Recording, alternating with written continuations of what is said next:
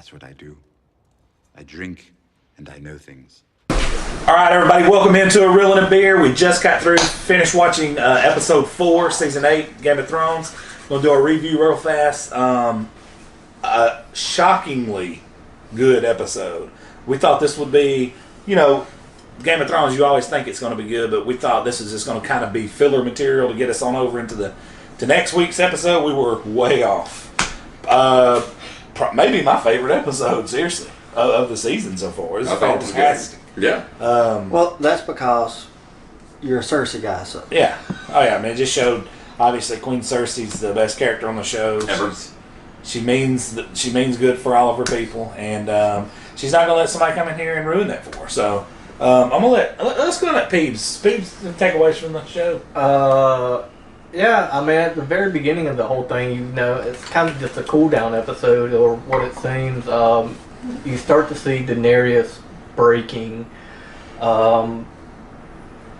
She made a really good point of making Gendry a Baratheon and making him lord of his house, because he technically would have a claim to the throne as well. That was pretty cool, yeah. So that was a smart move on her part. Mm-hmm. And even Tyrion said it was tactical. He'll be loyal forever. Yeah. Then you saw a lot of, once the cat was out of the bag about Jon Snow's true identity, you saw a lot of plotting by Varys, who he may low-key be the best character in the show. He's been there, he's done it. He's gonna have a plan, and Daenerys, I don't think she's long for the show. No. Her days are... Yeah, I mean, we got some numbers up there, yeah. Josh, talk to me, man. Yeah, I enjoyed this episode. It was bittersweet, which George R. Martin has warned us that it was going to be bittersweet. It feels like we have seen the last of Tormund, Sam, Gilly, Ghost. Yeah, they were kind of like, we're not going to kill you off. We're just going to let you guys Tell you leave. by, Cast aside. Yeah. I don't really know what Jamie's got in mind. Brienne tried to talk him into staying. I don't know if he's going to try to get close enough to kill her, or if he's going to try to save her. So that's kind of open-ended. That last scene, I think we all knew Missandei was dead. Yeah. Honestly, I thought they'd push her off. But, That's what I was thinking. I thought they were going to go straight 300 on it. But Can I comment on that for a second? yeah, Well, Cersei showed mercy to Tyrion. to Tyrion, which I thought was bad on her part. I think when he started talking about her being pregnant, she should have killed him. Second, Yeah. to me, she's looking forward to the bloodshed. She hates Daenerys, but she's more calculated in her attacks. And let me touch on that. She's running into... She's setting the trap, and Daenerys is running straight. Yeah, she had that smartness about her. Right. But she's more experienced than Yeah. this. Let me touch on the Tyrion thing. We still don't know, at the last episode of season 7, we don't know the conversation that Tyrion and Cersei had. That was Could've been a behind flip. closed. Yeah. That was behind closed doors, and then we saw That's the true. weird look when they were on the ship from Tyrion. Mm-hmm. So Well, we seen Go ahead, Josh. the preview for the next episode, and they said it was going to be about a fortnight, which is 2 weeks, until Jon gets there. So obviously, I don't think Daenerys does anything stupid. But we still have Daenerys's vision, if you will, of her walking through the Red Keep Yeah. with the ash. Well, I don't know if it's ash or snow. I've always speculated that something was going to happen to cause her to get on her dragon and just Dracarys everything. So, I think Varys brought up a really good point that at the beginning of this, she talked about the Baratheons, the Lannisters, the Starks all being a spoke on the wheel. She was going to break the wheel, and I think she has slowly become a spoke herself. So I think Varys is going to end up being killed. I think she's going to find out what he's got in mind. I think he's going to be killed. And then, I don't know. I don't know how this is going to end. I mean, she's still got one dragon, but one dragon is... But what they got waiting on That's the very dragons, significant. I mean, one dragon is still That significant. dragon can't get near that city, though. You not see what it's like. Yeah, dude. it was I like mean- a couple of football fields back. Yeah, you there's know. not. He's like, I want some of that. See, that was what she's always hung her hat on. I got these dragons. I got Yeah. these dragons. Well, now they're equalized. Now what? Yeah. And your army's depleted. You're right. I'll give her this. It reminds me of the Battle of the Bastards when Ooh. Yeah. Ramsay sent out Rickon and killed him, and that caused Jon Snow to come out of his Character. character Closet. and attack. And I think she was trying to provoke them into making a stupid move with Missandei, and I hope that she can come to her senses before she makes the wrong move. Jay, what you got?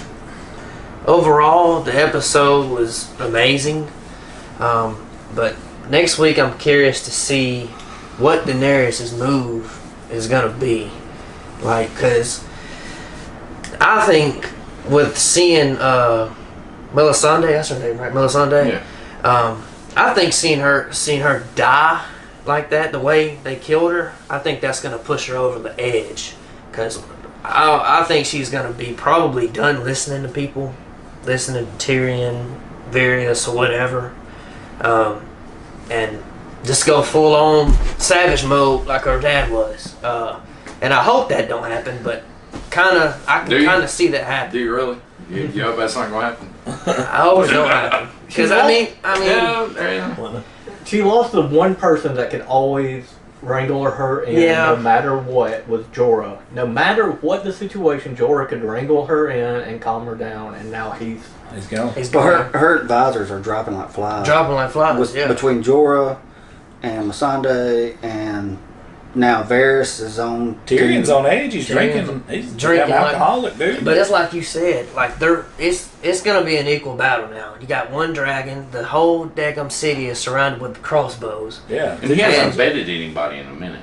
I'm just throwing that out there. Yeah. I'm just saying, he's drinking a lot and he's not Yeah. bedding anybody. And I mean, you got the There's a gold, problem. you got the Golden Company, and plus the Lannister army. I mean, and we don't even know what Jaime's gonna do. So I don't know. It's all up in the air. When John gets there, we don't even know what he's gonna do. I mean, John won't know till he gets there. he what's won't happening. find out about anything till he gets there. You right on that. But So, my opinion. I mean, this is just my personal opinion. I think that there's no way Cersei dies. Cersei, And yeah, Cersei can die, but the city's going to burn. yeah, There's nobody else going to sit on that throne. Yeah. But Cersei. That's my personal opinion. yeah. She could die, but nobody else. They'll burn. She will burn the city herself before she lets somebody else sit on that throne. Exactly. Let's just say she has learned and taken note of Lord Tywin's, of her dad's Oh yeah, strategy. he was really tactical. And she has a really great setup. Yeah. Oh yeah. She's we got know a really what good she's been defense. doing behind So- the scenes, which I kind of already knew she was building an arsenal of weapons. Like Oh, yeah. this, I knew. I had no idea I about knew the it. crossbows. though, Yeah. dude. Yeah. Not No, I mean, just on they've the been talking city, about it but pretty much for, shields. you On know, the the whole- ships and yeah. city. Yeah. You know, they were talking about, you know, they were going to bring in the crossbows and everything. Yeah. You know, I mean, as far as like my view on this is like classic cinematic, you know, storytelling in the greatest fashion completely. You know, you had the welcome back Carter, you know, everybody's coming back hugging. The first two episodes completely blew. They were just kind of boring, but I understood like, you know, how it was going. It was the cinematic storytelling of the roller coaster. It was like, hey, how you doing, Patton? And then there was like the vicious savageness of last Sunday with the battles. And then in this episode, I mean, I really didn't know what was going to happen, but it was almost, it was an extreme comedic. It was Comedy, like, yes. you know, it was like a in a roller coaster, and then you're like, boom, you're coming down, and now this was like kind of a joy riding through. It was just super cool that it just kind of toned it down a little bit. It was a lot of funny parts to it.